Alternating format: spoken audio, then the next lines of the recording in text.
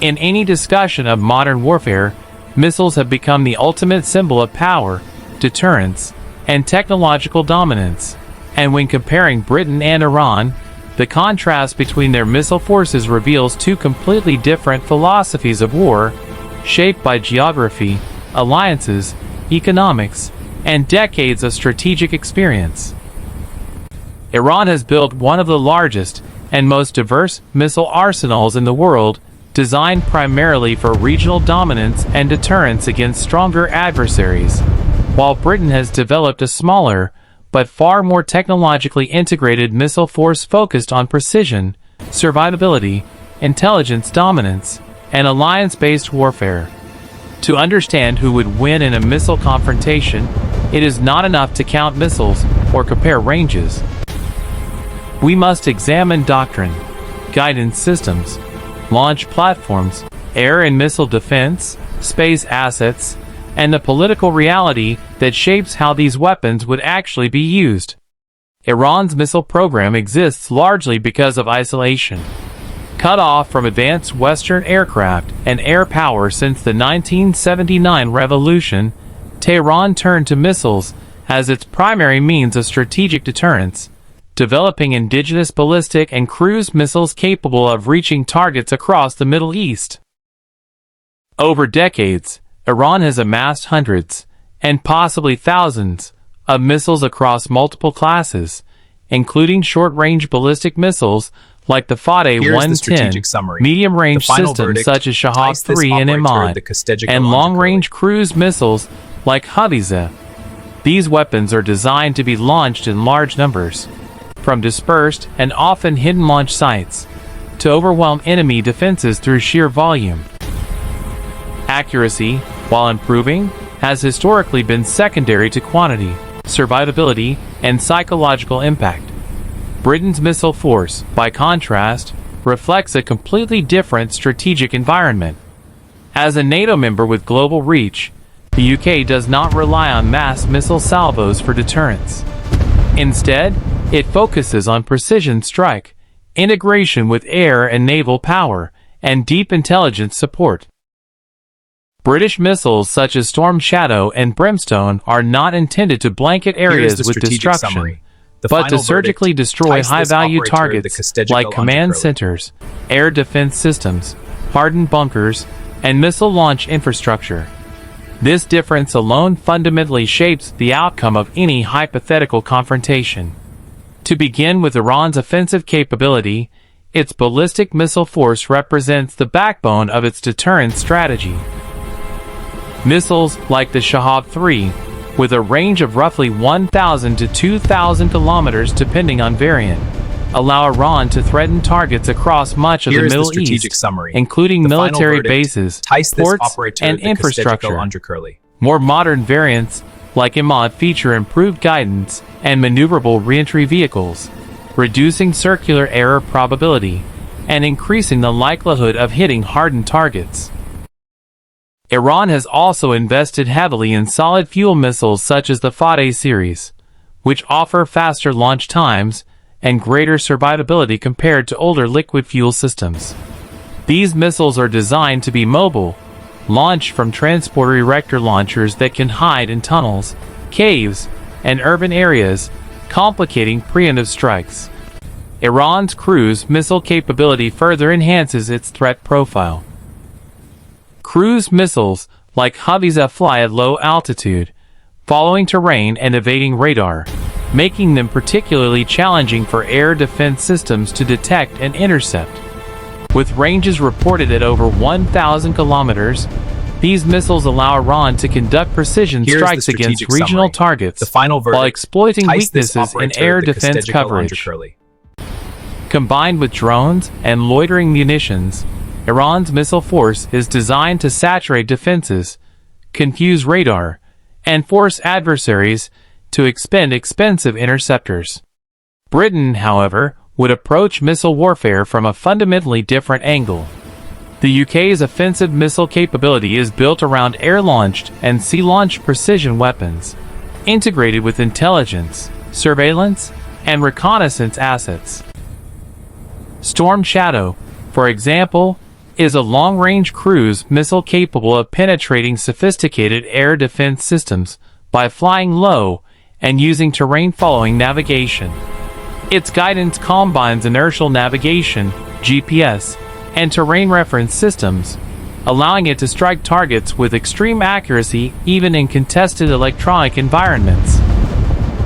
Rather than launching dozens of missiles at a single target area, strategic summary. Britain would likely use a small number of Storm Shadows to destroy critical nodes that cripple Iran's ability to continue missile operations. Brimstone represents another key element of British missile doctrine. Designed primarily for engaging armored vehicles and fast-moving targets, Brimstone uses advanced millimetric radar and laser guidance, enabling it to autonomously identify and strike targets with minimal collateral damage. In a conflict scenario, Brimstone would be ideal for hunting mobile missile launchers, radar vehicles, and support units, reducing Iran's ability to sustain mass launches over time. This reflects a broader British and NATO approach. Eliminate the kill chain rather than absorb the strike. Defensively, the contrast becomes even more stark. Iran's air defense network is layered but uneven, relying on a mix of indigenous systems and imported platforms, including Russian-origin systems and domestically produced surface-to-air missiles. While Iran has demonstrated the ability to shoot down aircraft and drones, its air defense network would face serious challenges against a coordinated British and NATO strike employing stealth aircraft, electronic warfare, cyber operations, and precision missiles. Britain would not rely solely on missiles to defeat Iranian defenses. Missiles would be part of a broader campaign integrating air power, naval forces, and intelligence assets. Britain's own missile defense capabilities, however, are often misunderstood. The UK does not possess a dense, nationwide ballistic missile defense shield designed to intercept large numbers of incoming ballistic missiles.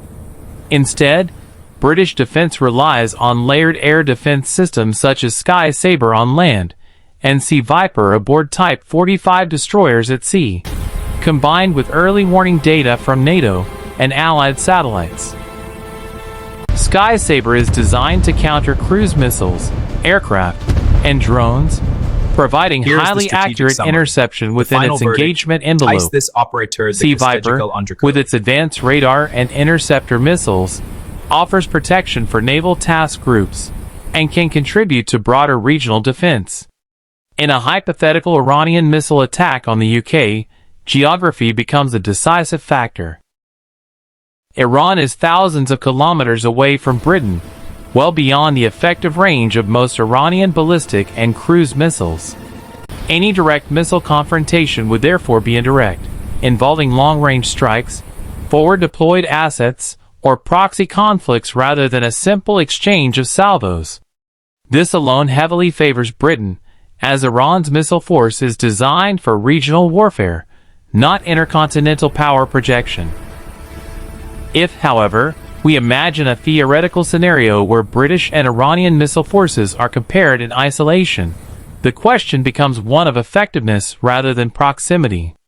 Iran could launch far more missiles in a short period, but Britain would not attempt to intercept every missile individually. Instead, UK's strategy would focus on intelligence-led targeting, preemptive strikes on launch infrastructure, and rapid degradation of Iran's missile command and control. Satellites, cyber operations, and electronic warfare would play a critical role, disrupting guidance systems, communications, and coordination. Another decisive factor is alliance power. Britain does not fight alone.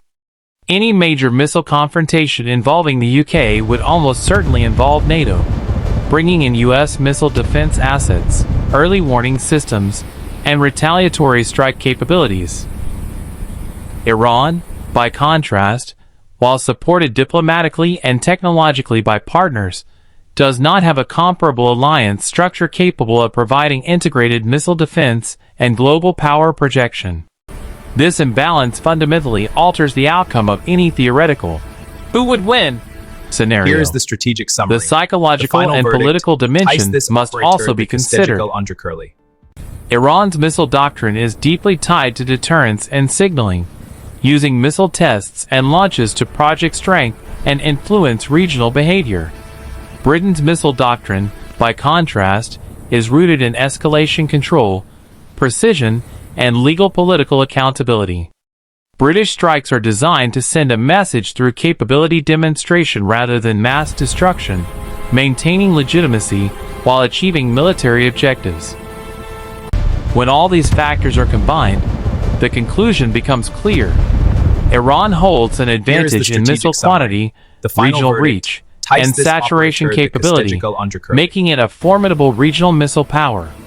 Britain, however, holds a decisive advantage in precision, intelligence integration, defensive coordination, technological sophistication, and alliance support.